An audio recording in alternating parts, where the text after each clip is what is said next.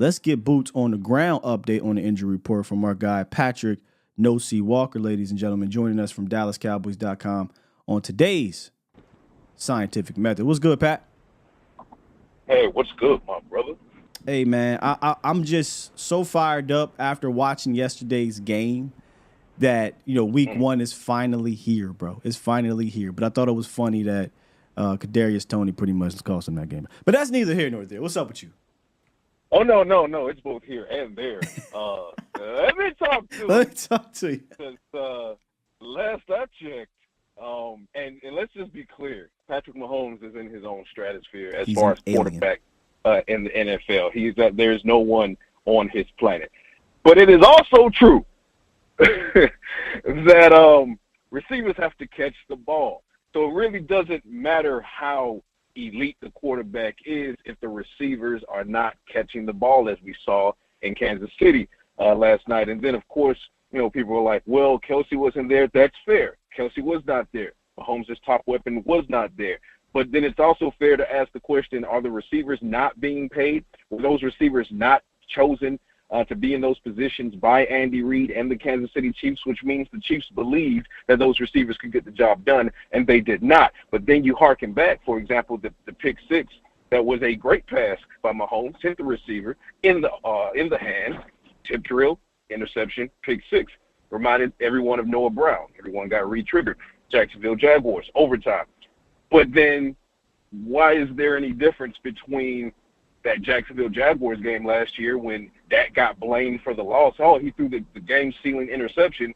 Well, there's no difference. At the end of the day, the quarterback can be Patrick Mahomes, or it could be Moses in some special sandals. It doesn't matter. If the receivers aren't catching the ball, ladies and gentlemen, it doesn't matter who's throwing it. So I say all of that to say Cowboys have now upgraded their receiving core massively over what it looked like last year. Brandin Cooks obviously in the mix now. Michael Gallup looks like he's ready for a bounce back. CeeDee Lamb, what else is there to say about CeeDee Lamb? That guy is absolutely ready. He is him. So going forward, we're looking good in the aspect of the Cowboys offense. And now they're going to, get their first test up against a defensive line in New York that, as it goes in the NFC East, the defensive fronts are going to be monstrous. Yeah. So is it the same? Is it the equivalent of the Commanders or the Eagles? No, but it's still quite stout when you start talking about Dexter Lawrence, Azeez Ojulari, Leonard Williams, and those guys. Yeah, we're going into week one a lot healthier from the receiver standpoint than we were last year. You can basically say that Pat was rolling out Dennis Houston, James Washington, Jalen Tober, South Alabama, not sure what's going on. That's basically kind of what he had in week one. And last year, that's what Dak and this offense had, but not the case this year, man. So the receiver core is healthy, and that's great going into week one. However, the offensive line is the question, and I want to kind of get a boots on the ground injury update on this list, if you don't mind, Pat. What's kind of your take on what's going on with Tyler Smith and Tyron Smith heading into week one? Well, first of all, that was a magnificent segue. So my guy is fantastic at what he does, ladies and gentlemen. So when you're looking at the offensive line for the Cowboys, obviously you see Tyron Smith appear on the injury report yesterday, and panic starts to ensue. And I get it. There's some PTSD, and I guess the T at this point stands for Tyron, right? But I was told that, well, first of all, officially he was listed as limited in yesterday's practice with an ankle issue. I was told that he rolled his ankle at some point in practice and exited, but I was also told that he was not helped off the field by trainers. He did not leave the field with a trainer. It was just Tyron Smith. He rolled his ankle, and then, he looked at the coaches and said, hey, I think, I just rolled my ankle. Let me go and put some ice on this, and that was kind of the extent of it. So as it stands, it is deemed a minor injury. It's not something, barring some wild change between now and Sunday evening, there is no concern that Tyron Smith is going to miss this game against the Giants. No concern that the injury is major. And the same goes for Tyler Smith. There's no concern that his injury, his hamstring strain, is major at all. It's being described to me as minor. Mike McCarthy said yesterday that Tyler told him that he, quote-unquote, feels great. But the Cowboys did choose to hold him out on Thursday, which I'm completely fine with, because I'm on record as saying earlier this week I would not let Tyler Smith practiced this week after that hamstring strain, I would just give him the walkthrough on Saturday and then let him play on Sunday. Mike McCarthy yesterday basically intimated that is, in fact, the plan, so a little affirmation there for me. Basically said that as long as Tyler Smith participates in the walkthrough on Saturday, he'll likely play on Sunday, barring a setback in pregame warm-up. So left side of the offensive line, there are concerns there, but not nearly the level of concern that everyone in the Twitter sphere is subscribing to. I'm not going to lie, Pat. It was definitely – I'm not hitting the panic button, but I'm looking at it, right? Yeah. Like, I'm looking at it because that's fair. Yeah, whenever you hear Tyron Smith is on the injury report and then a hamstring for your young stud at left guard, I'm looking at that panic button, but I'm not panicking quite yet. And hearing that, not just from you, but from McCarthy, that these things are minor and it looks like they're trending to play, makes me feel a little bit better about Sunday. Yeah, they're both absolutely trending to play. And like I said, the only thing that will prevent either from playing. I would, at this point, even with the rolled ankle on Tyron Smith, I would be absolutely stunned if he was not on that field. Tyler Smith, I'd be shocked but not floored because, like I said, he hasn't practiced this week. He has to go through Saturday walkthrough. We're not there yet. And then if Saturday walkthrough goes well, he has another check to go through, which will be pregame workout. And then they'll check on him after pregame workout. How's that hamstring feel? Is it sore? Is it tight? And then they'll make the determination there. So, yes, there's a great chance that Tyler Smith plays, but there's also a small chance that he doesn't. So that's the reality. That's why I say it's fair to have some concern there. Tyron Smith, I'm much less concerned with. I'm just being told it's not that big a deal. Okay. That's the actual quote I was told. So hopefully that holds steady. But my concern would be if Tyler isn't able to play, here's the OL depth issue. I mean, like, where are we with this? Because it sounds as if, and my belief and expectation is that they would run Chuma Edoga out there first at left guard if Tyler Smith can't go. That's concerning for me because Edoga did not have a great camp, and that was before he hyperextended his knee and missed the back end of camp. And now here he is being tossed in, but he's the veteran, so they're going to give the veteran the first crack. And that's not to say he has the body, he has the strength to kind of play better at left guard than he would as a swing tackle. But contextually speaking, I don't know that he would provide enough against that defensive line for the Giants. And yeah, you have Hoffman and you have Bass, and Bass is an absolute gamer, but those two guys are very young, and Bass particularly, he's very green. So, I mean, you could throw him in the fire, which I would be fine with, because what's the difference between he and Edoga? I think skill set-wise, he's better than Edoga, but football IQ-wise, this is a rookie coming into the league. Against Wink. Versus Edoga. Yeah, exactly. Against Wink Martindale versus Edoga, at least having the veteran savvy to know, what tendencies are. So however you slice it, though, let's just pray Tyler Smith is on the field.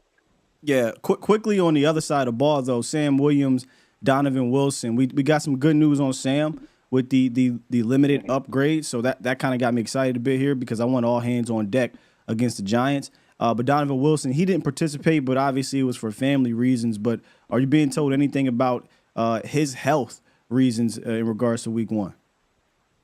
I think Donovan Wilson, a key day for Dono would have been on yesterday. But, of course, he missed for that fantastic reason, the latest Cowboy to welcome a newborn into the family, the third since July. I guess something is in the water. Hey, drink up, I suppose. But there's no practice today. There's the walkthrough tomorrow, so let's just put him on the same plan as Tyler Smith with the understanding that Donovan has been rehabbing his since the first week in training camp. He's long been out of the boot. So the expectation is that he has a fantastic chance of taking the field as long as there's no setbacks between now and then. He had a great workout on last Friday, said Mike McCarthy. So he's trending toward playing. Hopefully that remains the case. Sam Williams did not participate on Wednesday, but as you noted, he was upgraded to limited on yesterday, so he did do some work. Even though McCarthy didn't anticipate that he would, said that he viewed the rehab group he was initially, but then he got out there and did a little bit of work with that turf toe. Very promising sign because I was pessimistic about Sam Williams being able to take the field. Yeah, so he's at the moment, he's thankfully proving us both wrong with that pessimism, and hopefully he takes the field on Sunday because, like you said, we want all hands on deck going after Saquon Barkley, Daniel Jones, and trying to shorten those passing windows for guys like Jalen Hyatt and Darren Waller. Let's stay on that side of the ball, man, because And by the way, we got Patrik, no CeeDee, DallasCowboys.com, ladies and gentlemen, dropping his science. Your latest science lab piece to me was Isaac Newton level good, man. I mean, this was fantastic. Oh man, I appreciate it, bro. And if this is the first one that we're going to get, I guess 17, hopefully 20 or 21 of these. If we're going to get 20 or 21 of these, I can't wait. I can't wait. But there was a part in that science lab piece that kind of leads me into our next phase here, which is what to watch for Sunday night. There was a number. There were two numbers. You talked about 62 and 27. Can you elaborate to the viewers a bit here on the significance of those numbers and what they mean for Week 1? Absolutely. If you look at the trends and you follow Daniel Jones's career, and let's go forward, because I don't want you to use the full macro because Brian Daboll was not there for the full macro. So more accurately, let's shrink it to 2022 when Brian Daboll took over. So in the Brian Daboll era, Daniel Jones does not win games on his own. And that number 62 proves it, because he's lost every game except one last year. So he was 1-5, I believe, 1-5 or 1-6, when his completion percentage is at 62% or less. Now, here's where that correlates. It correlates with Saquon Barkley, because in the games that Saquon Barkley, in those wins for the New York Giants, and all of those wins, you tally up all of those wins, Saquon Barkley averaged just under 105 rushing yards per game. In those wins, with Saquon Barkley averaging over almost 105 rushing yards per game, you look at Daniel Jones, and his completion percentage was higher than 62%, often in the low 70s or upper 60s. Mm-hmm. But when Saquon Barkley, in those losses, when he's shut down and he's averaging only 35, 40 yards a game on the ground, that game gets pushed onto the arm of Daniel Jones. But in those games, his completion percentage drops almost 10 points. And when it drops to that 62 mark, it's almost always a loss. It was a loss every single time except for one last year. And when the Cowboys played and defeated the Giants in both of those games, Daniel Jones was in the upper 50s and the lower 60s in both of those games, respectively, and the Cowboys walked away with the win. And that's the 62 mark. Now, 27 is a lot less complex. It's basically points per game. And those losses, for every one of those losses for the Giants, including the playoff loss as well, they're averaging 27 points allowed per game. And that's a marker. That's a hard line, because when they allow fewer than 27 points, they won almost every one of those games. But once they hit that 27-point marker and higher, they lost every single one of those games. So 62 and 27, those are some magic numbers that just kind of stood out to me when I was doing my research and homework on the Daniel Jones, Brian Daboll era last year. And, of course, yes, they got Jalen Hyatt, and they got Darren Waller. But the reason I'm not so concerned with those guys is one is a rookie, and he's going to have to go against one of the best secondaries, arguably the best cornerback group in the league. And Darren Waller has to go up against Jaron Kearse and the best safety, arguably the best safety rotation in the league. So I think those two guys can be negated. So formula goes as follows, Steele. I know I'm running a little long here. We're talking football. We got time, man. We got a little bit more time than normal. Here we go. So I'm good, man. Drop here we that go. science. Birdman hand rub. Come on, baby. Birdman hand rub. That 27. So what you want to do is go ahead. No, I was going to say what you want to do is you shut down Saquon Barkley, which it's shown that it can be done, and then you force the game onto Daniel Jones. Now that's the formula that Dan Quinn has executed in the 3 times he's faced Daniel Jones. Daniel Jones is 0-3 against Dan Quinn. And once you force the game onto Daniel Jones, it's just a matter of pressing his receivers, disrupting their routes, and making sure that his completion percentage is not above 62%. If you can do that, your chances of winning go up exponentially. Now, even better, or I should say better still, if the Cowboys offense, we talked about the receiving core, the new look receiving core with, Dak Prescott, Texas Coast offense, Tony Pollard, it's his show. Deuce Vaughn, mix him in. Let's get funky. You do that. If you can score 27 points, then it goes up exponentially more, which makes it nearly impossible for the Giants, who typically don't have the offense to come back, and they also don't have the quarterback who is capable of leading the team from a big deficit. 62 and 27. You give me one or both of those numbers, I give you a 1-0 Cowboy start to the season. Yeah, let's stay there real quick on the 27, because you made some fantastic points on the break about these rookies that the Giants are going to be rolling out there. I give all respect to Wink. Actually, one of my favorite DCs because I just like madmen, and he's a madman. He's just nuts, man. But he puts so much stress on his secondary. It's very similar to Vic Fangio, but Vic Fangio requires the secondary to be a bit more heady, where I think Wink requires them to just be a super athletic. But at the end of the day, no matter how athletic you are, if you're a rookie, as you said, from Old Dominion in Maryland, and you're about to roll up against an 8-year vet in Dak, and you're about to roll up against Brandin Cooks, who is an extremely underrated receiver, and CeeDee Lamb, who's trying to get the bag, you got a tall task, man. And I know for me, that is one of the things I'm watching for. But and you mentioned this on the break. Can you go into detail a little bit more on this receivers versus these rookies? Yeah, I mean, take these rookies out back and just, beat them like a dirty rug if you can. And as I said on the break, this isn't to say, Hawkins and Banks are not talented or don't have skill set that can hold up in the NFL. I believe they both do, but this is going to be their NFL debut. This is a 6th-round pick and a 1st-round pick, respectively. Like you said, Old Dominion, Maryland, no disrespect to those schools, but they're not Power 5 schools. And I harken back to the struggles Jalen Tolbert had on the receiving end of the ball last year. This is 2 rookies who are coming in from mid-sized to smaller schools. And are the lights too bright or going to be too bright for them? Is the stage going to be too big? I mean, they're walking into Sunday night football. And when they line up, they're going to be looking into the eyes of CeeDee Lamb, Brandin Cooks, Dak Prescott, Michael Gallup. I mean, and we're not even mentioning the tight end core just yet as far as like what Jake Ferguson is showing that as far as he's ready to step in and Schoolmaker will get there, Peyton Hendershot. But I want you to look at Hawkins. If you're Mike McCarthy, if you're Dak Prescott, I want you to do to those 2 rookies what Aaron Rodgers did to Kelvin Joseph last year.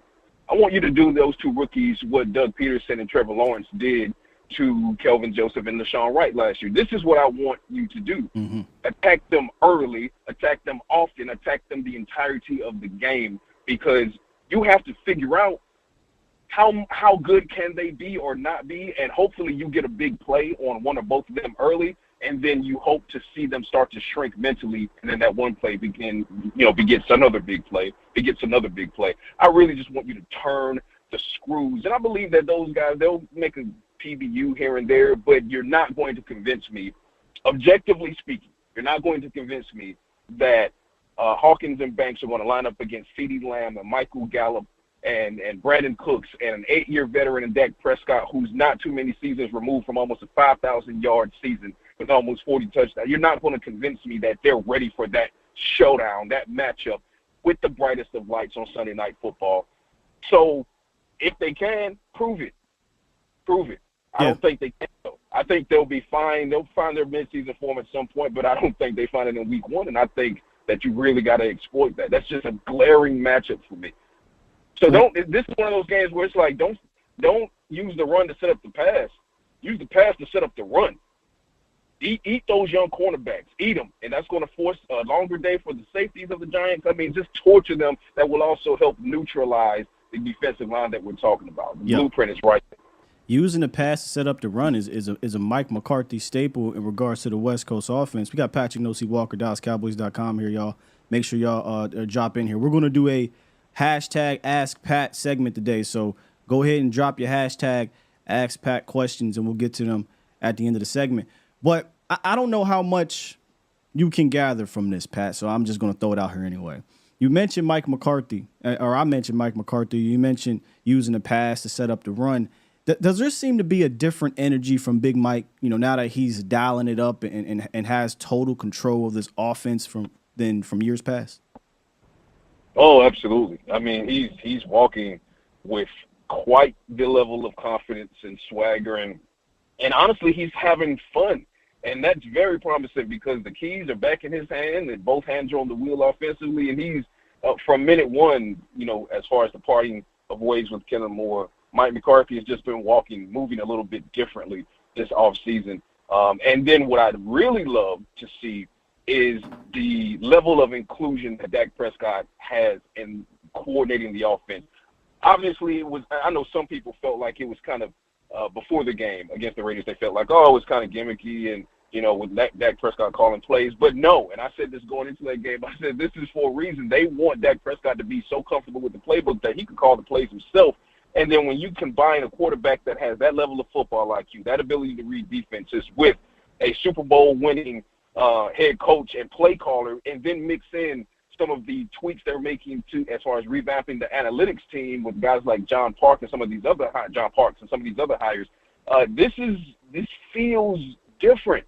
Like, I don't know how to describe it other than to say this feels very different. The vibration in the air going into this season feels quite different than it has, dare I say, since the midnight. Okay, I'm not going to finish that statement, but it just feels different. No, so hopefully that all comes to fruition. Hopefully that all comes to fruition. I mean, they got the weapons. They got the experience as far as play callers and the quarterback are concerned. As long as their health holds up, and I'm not as much worried about rust either. I know some people are. They're like, well, you got a new offense, and starters haven't played in preseason. Should we expect rust?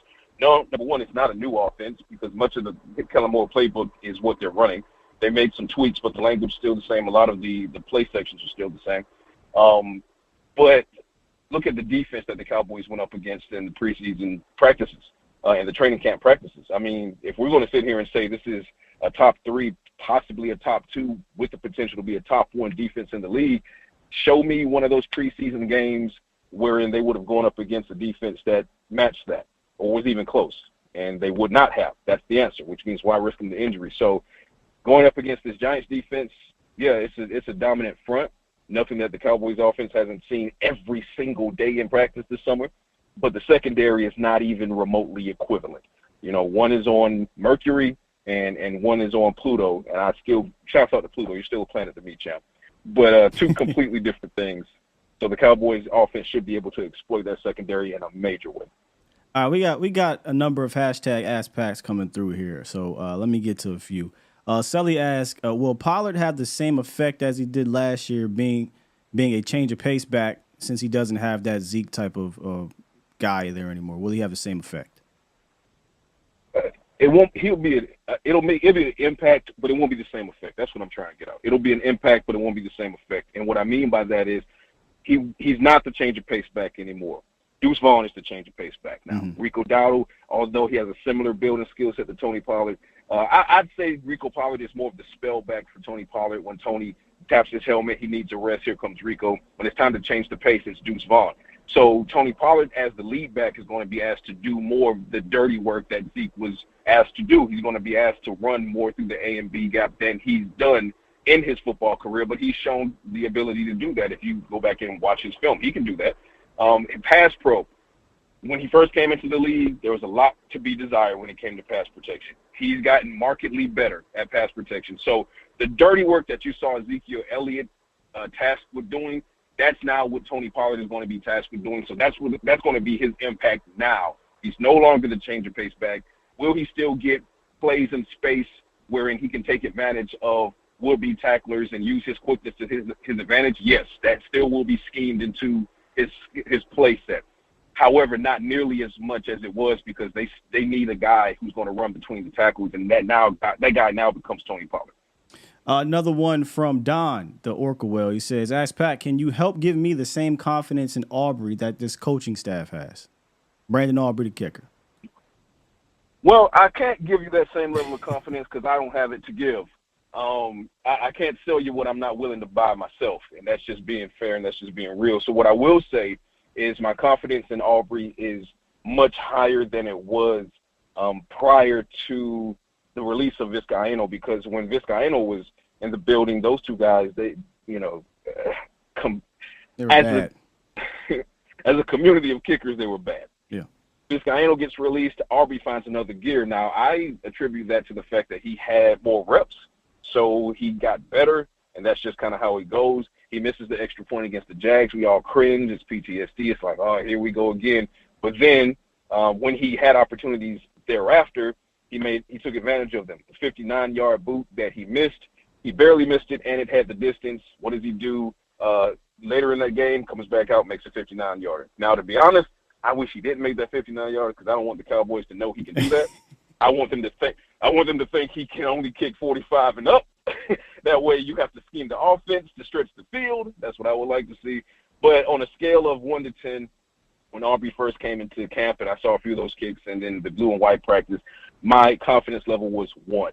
And I'm not kidding. It was 1. It was we got to get a veteran in here, and we got to get it now. I can confidently say right now that my confidence level with him is at least a 7. I'll give him a 7, and I will say let's keep that 7 with an asterisk, because if things start to go awry at any point during the season, I will be one of the first ones to say, yep, let's get a Mason in here. What are we doing? Because this has the potential to be a special season. Let's not give Aubrey or anyone who hasn't earned it a longer leash, a longer rope than they deserve. So at the moment, he deserves some rope. Good preseason, better camp after Tristan was released. So I'm at a 7 right now, which is a good jump from a 1. But the Cowboys sound like listen, the Cowboys are like at a 9.5. I'm not there. Oh no. And even my 7 is like, let's say 6 and a possible. Let's say 9. 6 and a possible. Accusations. These are not accusations. This is false accusations. Not a 9. Yeah, I'm telling you, they're feeling fantastic. And, kudos to them. They want to believe in their guy. I am not mad at that. I'm simply saying I'm not there. When I get there, I'll let you guys know. Hopefully I get there so I can let you guys know. Right now, though, actually I'm more comfortable. Let's say a strong 6, light 7. So 6 and a possible.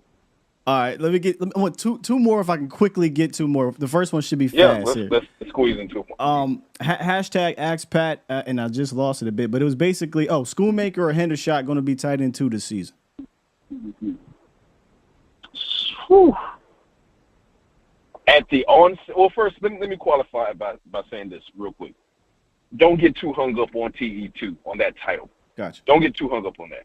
Because the way the Cowboys are going to run these tight ends and their 2 tight end sets and sometimes 3 tight end sets, the number of snaps between Schoonmaker and Hendershot isn't going to be cavernous. Like, it's not going to be a Grand Canyon between those 2 guys. Yeah. So let me qualify it that way. But I will say, from the outset, first couple of weeks or so, you'll probably see more Hendershot because this is his 2nd year. He's had 2 training camps. And the Cowboys know what they get from him. Schoonmaker is his first training camp. He's missed the majority of it with plantar fasciitis, which means they also have to ramp him up. So that's how I believe it starts. How does it end? If that's how you're asking me, it ends with Schoonmaker and Jake Ferguson being your tight end 1, tight end 2, and whatever variation you want to put it, with Hendershot being tight end 3. That's how it ends to me, because that's what you use the 2nd-round pick on Schoonmaker to do anyway, is to come in and be that guy to push for the tight end 1 role alongside Jake Ferguson. But for my money, it's the Jake Ferguson show until further notice. Behind him, Schoonmaker and Hendershot, they'll fight for reps. And last one from our guy, Brother L. He says, ask Pat, what's a Cowboys defensive player / Giants offensive player matchup you're looking forward to seeing on Sunday? Cowboys defensive player, Giants offensive player. Defense, offense. Give me Damone Clark versus Saquon Barkley. Hey. Give me that with a side of fries. I think it's really going to be the onus is going to be LVE to set the tone against Saquon Barkley playing sideline to sideline. But Damone Clark, obviously, he's a starter alongside LVE, so the onus is going to be on him as well. And I will say, based on what I've seen in training camp this year, with LVE, I know this is going to be your favorite thing still. I know. With LVE getting some reps off of the edge, I think that hints at more of the responsibility from sideline to sideline coverage going on Damone Clark. And I feel like I'm on record. Damone Clark, to me, is going to have a breakout season for the Cowboys. He looks every bit the part. He looks like LSU Damone. Mentally, he's there. I mean, I talk to him every other day, and the dude is just sharpening his teeth to get out there and start eating. So if Damone Clark can be what I know he can be, starting with a huge challenge in trying to keep Saquon Barkley from burning the edge, which then forces him to the inside so Hankins and Mozzie and Chauncey and Neville and those guys can eat, which then, of course, helps the defensive ends and one of the best run defenders in DeMarcus Lawrence as a defensive end. That helps those guys eat. But for me, it starts in the middle of the Cowboys defense with LVE, but in a bigger way, Damone Clark versus Saquon Barkley. I love that one because I think in the last matchup in Thanksgiving, you saw Damone Clark kind of spread his wings a bit in that game. So definitely keep my eye on that. And he's got the speed. You saw his first game when he was playing against the Chicago Bears, when he chased down Justin Fields from behind. Lapped everybody. Yeah. So if you're asking, exactly, and that was his NFL debut after having no training camp. Now this is a different Damone Clark, ladies and gentlemen. So yes, Damone Clark versus Saquon Barkley. I want 12 rounds of that. Yes, please. There you have it, y'all. The Scientific Method with our guy Patrik, no CeeDee, DallasCowboys.com. Appreciate you for joining us this week, brother. And, next week we'll get you back on, and hopefully it's a good scientific method coming off of a victory. Hey, man, fingers crossed, and I believe it will be. Cowboys just need to go out there and handle business. They are, in fact, the better team on paper. They're the better team in reality. And while the Giants are no pushover, I don't believe that the Giants, especially this early in the season, are ready for what the Cowboys can bring. So I got Dallas taking this win. All right, man. That's Patrik, no CeeDee. Appreciate you, big dog. Thanks for watching, and make sure to follow and subscribe to A to Z Dallas so you don't miss an episode of The Scientific Method. Every Thursday morning, 9 a.m. Central on Facebook and YouTube, with every episode available on A to Z Sports.com.